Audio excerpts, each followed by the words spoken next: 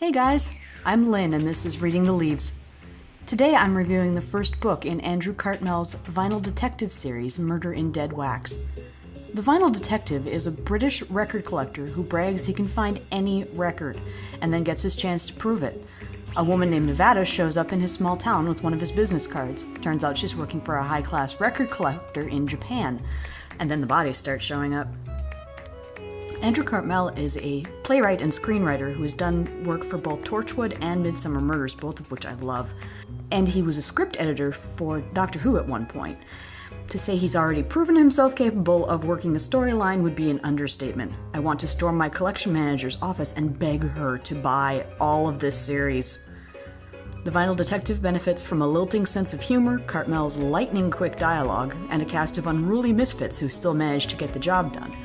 The characters were engaging and unique, though I was mildly troubled by the tropishness of his female characters. Nevada and Ree both redeem themselves at the end of the story, and Fanny and Turk require no redeeming because they are perfect.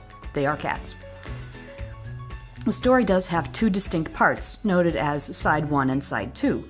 They almost read like separate but interconnected novellas. This wasn't a problem for me, but it was a little startling since Side 2 takes the protagonist from Britain to California in only a few phrases.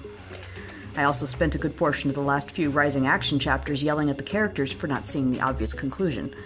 I had figured out the major story, though Cartmel did throw me for a loop in the final resolution. The ending was satisfying and demanded additional books because I am not ready to leave this bunch digging in used vinyl crates and taking steam baths with cats.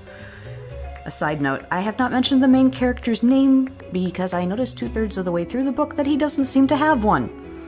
The whole story is told first person, and no one ever calls him by a legal name. He gets a few nicknames, but that's all. I was embarrassed about this because it took me so long to notice.